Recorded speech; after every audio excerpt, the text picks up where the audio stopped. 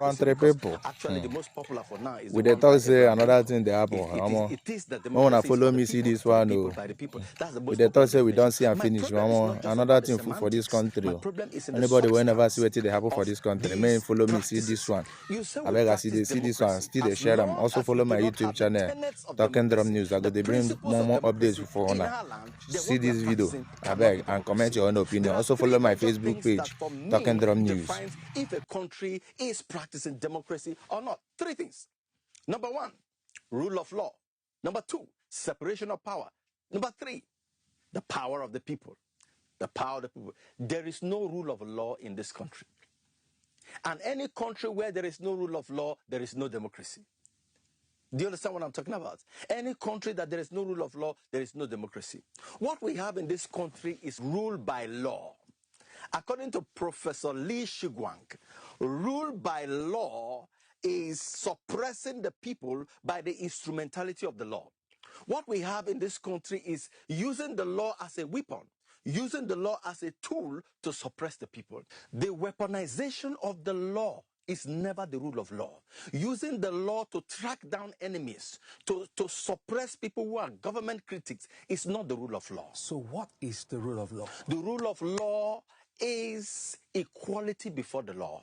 The rule of law is subordinating arbitrary power to the dictate and the context of the law. And that means that the rule of law indicates that everyone is equal to the law. Nobody is bigger than the law. And in that situation, can we say we have rule of law in this country? The law is selective. Anywhere the law is selective, anywhere the law bites when some people commit crime, and the law does not bite, the law goes to sleep when others commit crime, there is no rule of law. Anywhere anybody can be above the law because of his status, there is no rule of law. The difference between the developed world and the developing world, as a matter of fact, we are not developing, so we can't be in that category of developing world.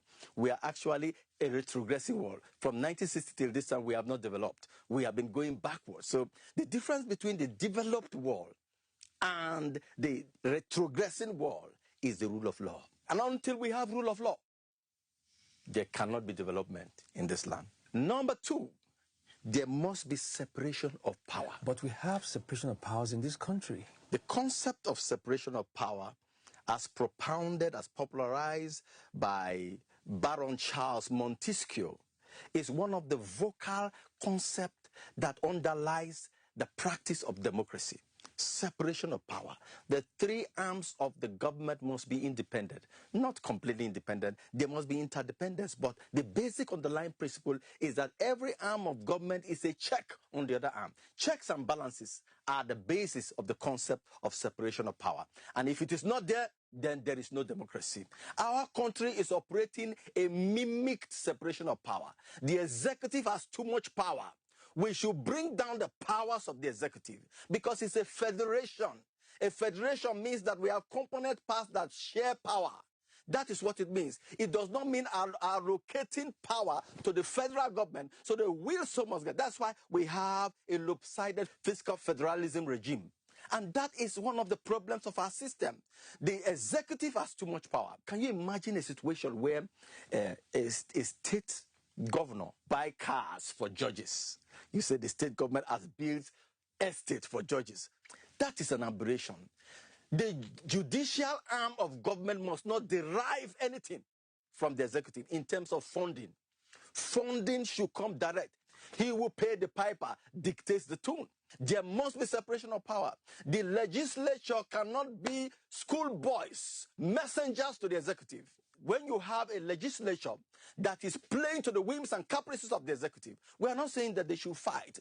But this last legislature is a puppet of the executive, and that is an aberration. And that cannot be democracy. We must rethink our system. We must rethink our constitution and reason how we can begin to practice democracy the way it is. Once there is no proper separation of power, there is no democracy. Number three, and the last for now, is the power of the people. Any democracy that has removed the power from the people, then that is no more democracy. If the people do not have the power to sack, the power to employ, the power to fire, the power to redeploy, the power to install, then that is no more democracy.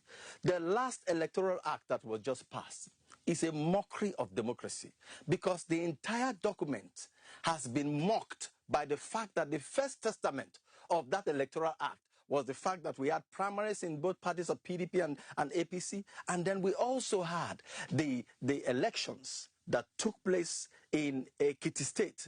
These were all marks of the failure of the Electoral Act. We have graduated from rigging of election to mercantile, transactional, mercenary election. Any kind of monetized process of getting a candidate for any party is a perverted process. If you emerge through monetary allurement, it is not democracy. This electoral system where people buy votes, people that should be arrested are people that have been celebrated every now and then. That is a travesty. That is a mismatch. That cannot be called true democracy. If we continue and we don't condemn this mercantile democracy that we have in this country, if we don't condemn it, an armed robber who has money can buy his way to become the president of this country. That is a travesty of the tenets and the standards of democracy. But I want to make this very clear to everyone, that there is a new dawn in our political landscape. The young people of this country who have been victims of bad, lackluster leadership, the young people of this country who came into this world to see that there was no light in the country, to see that there was no job in the country, to see there is economic retardation, economic retrogression, to see that there is political instability. The young people who grew to see dilapidated, ramshackle, and decrepit road network, the young people who grew to see wicked leadership in this country, have a reason to say we can no longer be subjugated. We can no longer be subverted. We can no longer be pulverized. It is time to assert ourselves and make inroads and make statements in our political landscape. Any attempt to silence the voice of the young people of this country will be met with equal revolutionary response. And that is the problem with us. The time for the old regime who are interfering with our political process and has brought this country to this level of degradation. Such people should be retired from now. It is time for the young people to arise. And it is time to make the statement that the change, the true change that we desire in this country, it is time to assert ourselves, to experience and to manifest that change. No man should suppress the young people. The electoral process must not be subverted. Give the people the right and the opportunity to exercise their franchise, and we'll see what will happen. The revolution in our political process has actually started. Let us wait and see what will happen. There is a new dawn. And I hail all the young people